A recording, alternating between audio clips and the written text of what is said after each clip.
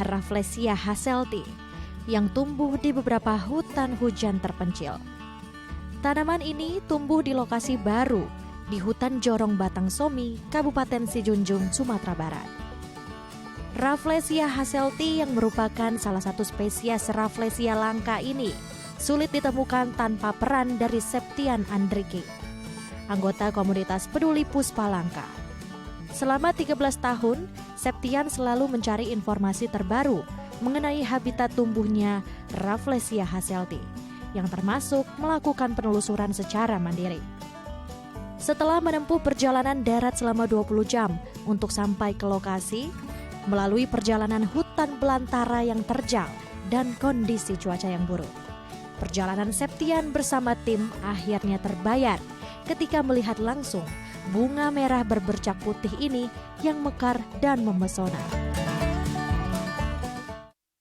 Dan sudah bersama kami di sini seorang penemu bunga Rafflesia hasselti, Mas Septian Andriki, seorang pegiat konservasi dari komunitas peduli Puspa Langka. Halo, selamat siang. Apa kabar, Mas Septian? Selamat siang, Mbak Lintang.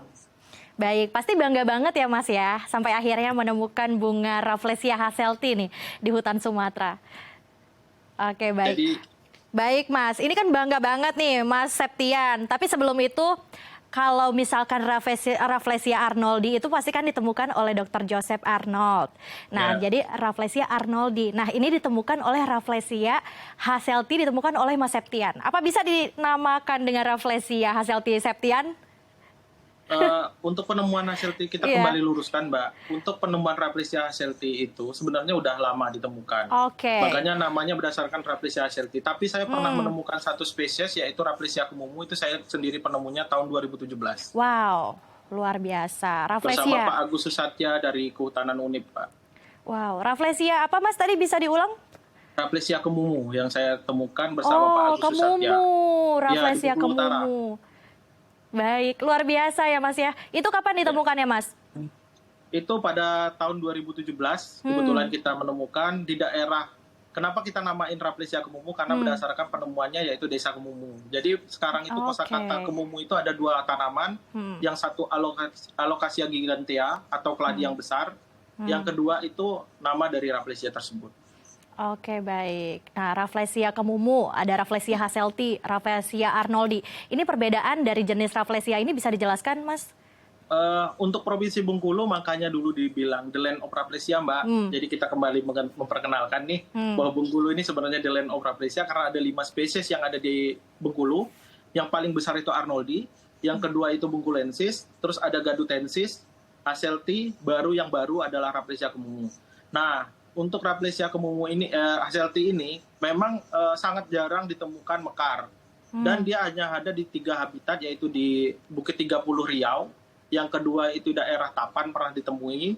Terus terakhir kita di Padang Ulak Tanding itu pernah mekar juga, Mbak, di tahun 2024. Tapi untuk yang di video yang viral itu karena saya 13 tahun saya harus mencari ini habitat nih. Dan saya harus melihat langsung. Jadi kalau bunga-bunga yang lain kayak Rafflesia yang jenis-jenis lain saya sering ketemu dan saya pernah ekspedisi di Jawa Timur juga. Jadi saya pikir ini adalah momen viralnya itu karena 13 tahun saya harus menanti baru dapat, dan Chris dengan 5 tahun yang harus bolak-balik ke Indonesia. Wow, luar biasa. Penantian yang sangat panjang tentunya, Mas ya. Sampai akhirnya menemukan bunga Rafflesia hasselti. Ini misal, mungkin Mas Septian bisa dijelaskan, ini bagaimana nih sampai akhirnya Mas Septian dan juga Chris, mungkin ya peneliti dari Oxford University, ini pertama kali untuk melihat di kawasan hutan Jorong Batang Somi ini, penemuannya ini dari mana? Bisa tahu kalau ada bunga Rafflesia hasselti akan mekar ini dari mana sih, Mas? Jadi sebelumnya saya kembali bercerita, saya ini basicnya sebenarnya bukan orang biologi ataupun saya botanikal. Jadi saya ini basicnya adalah guru pelajaran IPA, penjas, Mbak. Penjas, dititipin buku IPA. Kita nih di buku pelajaran ternyata dibedain, disamain nih antara bunga bangkai dengan bunga Rafflesia. Jadi saya pikir, saya harus mengedukasi kembali. Terus saya coba ternyata 7 tahun mengabdi, akhirnya saya bosan dengan dunia pendidikan, akhirnya saya keluar, coba ekspedisi kecil-kecilan. Saya di-inbox lah dengan Chris Thorogood waktu itu tahun 2019, karena pandemi dia tidak jadi datang ke tempat saya. Akhirnya ekspedisi kami pertama dimulai itu tahun 2021, Mbak. 2021 kita dapat 4 spesies di Bengkulu, ternyata hasilnya belum dapat. Selanjutnya di tahun kedua, 2023 dia datang kembali. Kita dapat nih satu kerabat dari Raplesia yang tidak terlalu dipublis, namanya Rhizantes deceptor. Dan kebetulan itu bertepatan dengan anak saya lahir, jadi saya namakan anak saya Rhizantes. Dan waktu itu ekspedisi kedua itu mendapatkan Raplesia dengan kelopak yang tidak lazim, yaitu 7 kelopak. Nah, setelah itu Chris bilang lagi, when I look to the Raplesia HLT, saya pikir dokumentasinya hanya ada di 2011, Mbak. 2011, jadi kita sekarang waktu dari 2011 itu kita coba semacam gali-gali dokumentasi dari teman-teman di lapangan. Terjawab di 2025. Chris datang lagi nih ke Indonesia untuk ketiga kalinya. Saya bilang, Chris, saya dapat informasi dari salah satu orang yang bekerja di lapangan, ada Raplesia, tapi dia tidak tahu ini spesiesnya apa, dan mekarnya baru 1 kelopak seperti ini, Mbak. Jadi kita belum bisa menyimpulkan bahwa itu Raplesia HLT. Akhirnya saya bilang dengan Chris, ini ada laporan, dia ada kenop paling sebesaran kepalan tangan, Mbak. Dan itu kita masih gambling, saya bilang dengan Chris, kita harus coba datang ke sini dengan 15 jam perjalanan. Kita coba untuk melihat, siapa tahu ini mekar. Tapi dia bilang, apakah yakin mekar? Saya harus mastiin dong bagaimana ini menjawabnya kan. Saya pikir kita coba-coba saja, kalau memang kita beruntung kita dapat nih posisinya yang mekar. Ternyata, Mbak, berdasarkan map itu lewat dari 15 jam, 20 jam perjalanan. Dan kami harus bertanya dengan no signal di daerah tersebut. Setelah 20 jam perjalanan, itu belum selesai. Di 3 jamnya, kita harus mendaki gunung, turun lagi ke lembah, akhirnya baru dapetin tuh. Jadi kami masuk pertama kali itu jam 4:30 sore, Mbak. Akhirnya kita sampai di lokasi itu jam 6.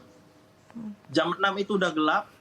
Si Pak Iswandi itu bilang, Mas, Raplesianya belum mekar. Aduh, saya hancur hati saya kan. Karena saya pikir, saya semacam pembuangan publik terhadap Chris sampai ke habitat, ternyata tidak mekar kan.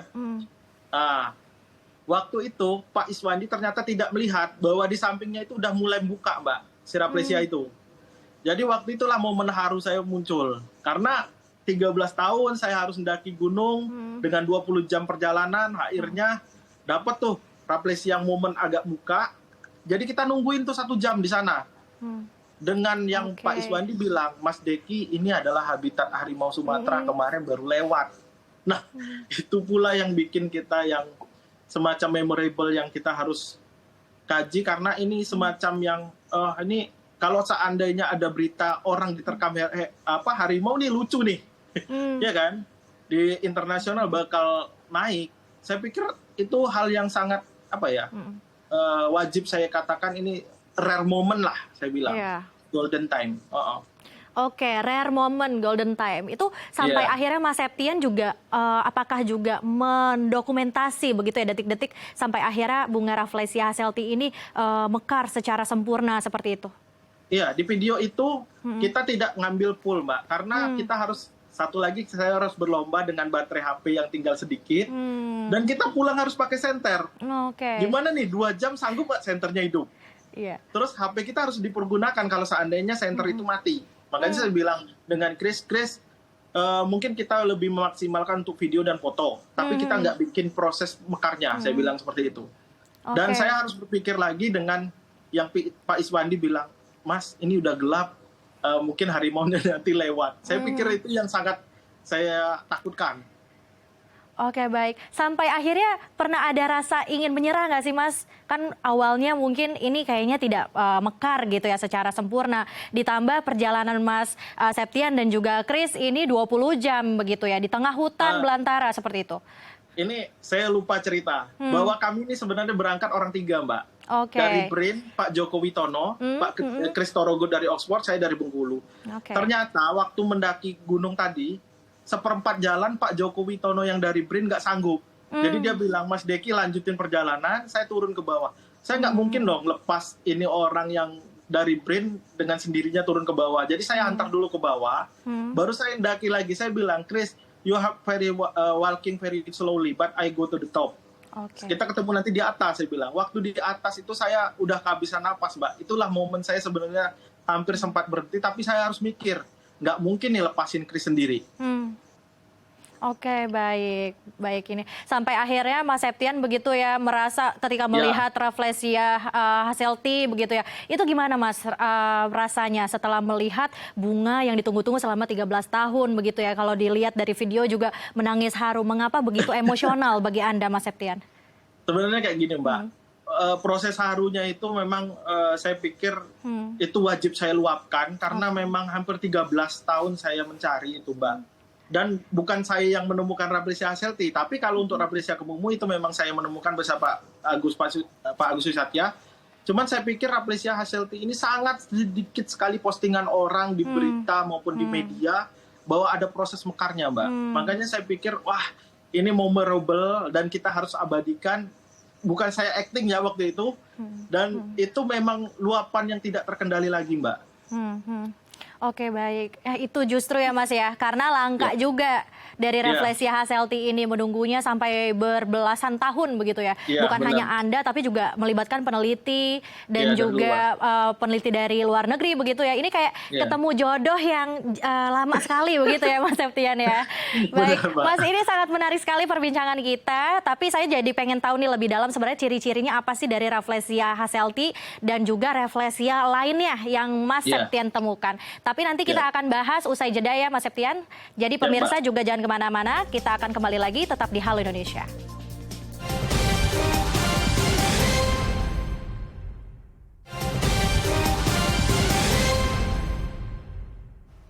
Terima kasih pemirsa masih bersama kami di Halo Indonesia. Kita masih bersama dengan Septian Andriki, seorang pegiat konservasi dari komunitas peduli Puspalangka. Baik, Mas Septian, kita kembali melanjutkan perbincangan kita. Tadi sudah dijelaskan dan juga sudah melihat ya, begitu bangga dan juga haru dari Mas Septian setelah melihat begitu ya. Sudah menunggu 13 tahun sampai akhirnya melihat merekahnya bunga Rafflesia Hasselty. Nah, mungkin kalau orang awam mungkin seperti saya dan juga pemirsa di rumah ini belum bisa membayangkan seperti apa bentuknya dan diameternya seberapa lebarnya dan sebagainya. Mungkin bisa dijelaskan oleh Mas Septian. Jadi kayak gini Mbak, untuk Rafflesia ini kan kita perlu edukasi lagi bahwa kepada masyarakat ini ada beberapa ciri khusus untuk Rafflesia Hasselty. Yang pertama, penyebutan kami di Sumatera itu biasa menyebut Rafflesia ini adalah cendawan muka harimau. Kenapa dibilang cendawan muka harimau? Karena dia punya pattern, itu garis-garis agak panjang melengkung. Terus dia lebih banyak warna putihnya dibanding dot Rafflesia dari jenis Arnoldi atau yang lainnya. Nah, ini Rafflesia Arnoldi, kita lihat nih ada videonya. Nah, ini perbedaannya juga di diameter. Di diameter Rafflesia Arnoldi itu kita pernah dapat yang terbesar adalah 105 Mbak. Itu rekornya. Terus Rafflesia ini kelopaknya normal hanya 5. Kita pernah juga dapat kelopak 6, 7 sampai 8. Nah, itu tapi momen yang sangat langka. Selanjutnya untuk Rafflesia Hasselty ini punya diameter yang lebih kecil, contohnya di 60 cm.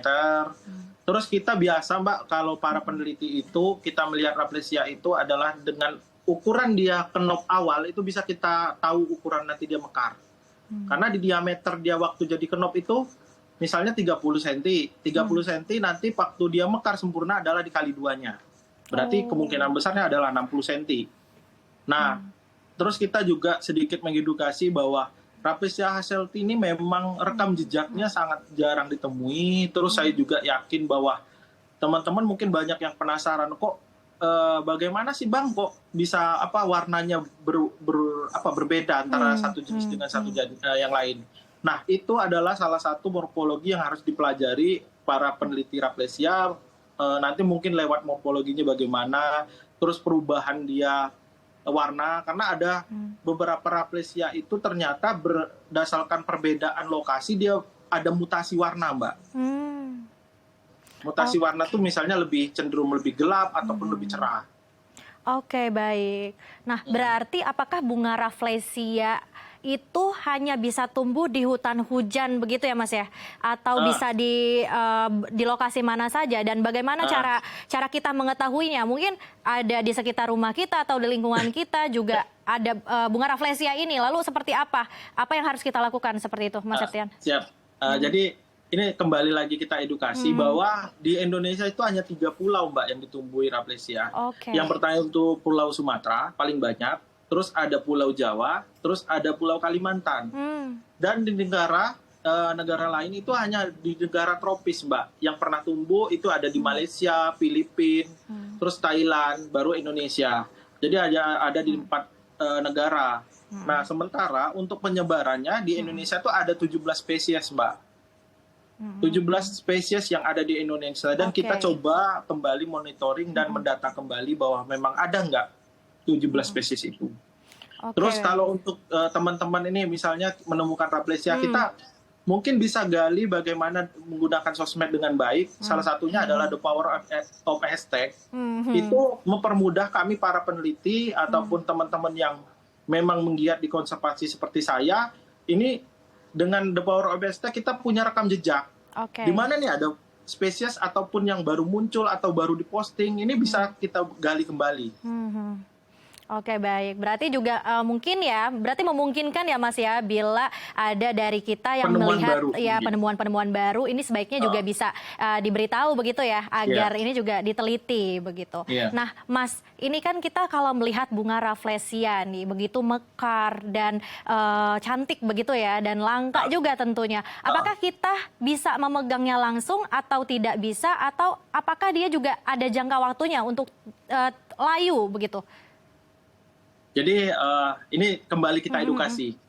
Jadi momen di media ini saya senang kali kalau kita bisa mengedukasi teman banyak. Jadi yang kami lakukan adalah kami selalu bikin hashtag berkunjung dengan bijak. Berkunjung dengan bijak ini seperti ini loh Mbak. Kita selalu posting rafflesia itu tidak disentuh. Karena sifatnya parasit tadi, dia tidak bisa berfotosintesis langsung dan dia lebih gampang untuk rusak. Terus keadaan alam yang sekarang berubah-ubah, belum satwa liar. Saya pikir dengan kita menyentuhnya, karena rafflesia itu misalnya kita foto nih Mbak, kita sentuh seperti ini, satu kali pegang kelopaknya itu bisa hitam kayak buah apel yang dibenturkan ke lantai. Bayangin tuh kalau 50 orang itu. Nah, terus perubahan pH tubuh kita setelah perjalanan jauh ke habitat kan nggak mungkin dia di depan rumah. Makanya saya bilang Mbak tadi, mungkin kalau ketemu di pekarangan rumah.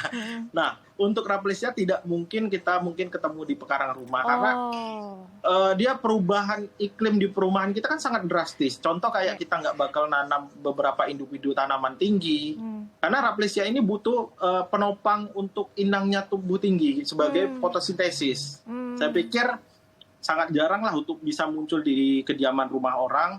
Terus kalau untuk edukasi kita salah satunya adalah Save Rafflesia Habitat, bagaimana kita coba mengembangkan salah satu saya bilang seperti mungkin Kementerian Pariwisata bakal bikin nih semacam proyek, saya bikin ekoturism, yaitu pariwisata yang berkelanjutan dengan tanpa harus merubah fungsi hutan. Karena sekarang ini ada banyak Mbak perubahan fungsi hutan menjadi ladang kopi, terus menjadi ladang sawit. Ini yang saya pikir ke depannya kita bakal susah sekali untuk menemukan habitat rafflesia Mbak. Oke, menarik sekali ya. Ini juga mungkin bisa didengar oleh pemerintah kita juga ya Mas ya, bahwa sebenarnya hutan juga kita bisa menjadikan sebagai ekoturism seperti itu ya Mas ya. Nah mungkin harapan dari Mas Septian seperti apa sih Mas sebagai pegiat konservasi juga, dan tentunya kegiatan-kegiatan apa saja yang nanti akan kedepannya dilakukan, dan pesan juga untuk peneliti? Kalau saya pikir Mbak, dengan tadi saya berbicara bahwa konsep dari Kemenpar mungkin berubah menjadi ekoturism, ini sangat mungkin karena saya pikir sekarang saya aja di Instagram itu para botanikal udah banyak yang DM. Jadi saya pikir ini kedepannya menjadi salah satu devisa negara untuk mendatangkan wisatawan asing tanpa harus merusak hutan, tanpa harus mengambil barang yang di dalam hutan. Just the video or the picture Mbak. Jadi cuman mengunjungi habitat. Kita seperti apa yang dilakukan negeri Jepang, bahwa orang itu pergi ke dalam hutan untuk forest. untuk beristirahat, terus menggunakan sensasi-sensasi pohon hijau itu sebagai sarana refreshing yang saya pikir ini bisa kedepannya bisa dikembangkan karena banyak sekali Mbak flora dan fauna di dalam hutan itu yang bisa mungkin kita gali kembali apakah spesies baru atau tidak, atau bisa kita kembangkan semacam kayak yang dilakukan saya misalnya herping, ada kupu-kupu di dalam ataupun ada ular ataupun amfibi, ini bisa dikembangkan untuk menjadi trip. Nah, saya harap dengan ini masyarakat juga harus mengerti bahwa konsep perhutanan sosial ini adalah memanfaatkan hutan tanpa harus menebang pohon. Jadi konsep yang perhutanan sosial, karena lokasi yang kita temuin ini adalah lembaga perhutanan nagari atau hutan desa, Mbak. Yang mungkin kalau tidak dikembangkan cara pengelolaannya bakal berdampak terhadap habitat dari Rafflesia. Makanya saya pikir ekoturism yang sangat cocok untuk dikembangkan di sana. Oke, baik. Ini menarik sekali ya Mas ya. Tentunya ini juga menjadi harapan bagi Mas Septian, para peneliti juga. Dan tentunya tanpa merusak hutan kita juga bisa merasakan begitu ya habitat-habitat alami dan bisa langsung menjadi daya tarik juga. Tadi Mas Septian bisa melihat bahwa ternyata bukan hanya dari kita, orang-orang luar negeri pun juga berdatangan untuk melihat secara langsung bunga Rafflesia yang begitu banyak di Indonesia. Tentunya ini juga menjadi harapan kita semua. Terima kasih Mas Septian sudah berbagi bersama kami. Ini sangat informatif sekali, sangat edukatif sekali. Sampai jumpa, salam sehat Mas Septian. Selamat kembali beraktivitas. Pemirsa, usai jeda saya akan mengajak Anda untuk melihat berbagi kebahagiaan bersama ojek online. Informasinya sesaat lagi, tetap di Halo Indonesia.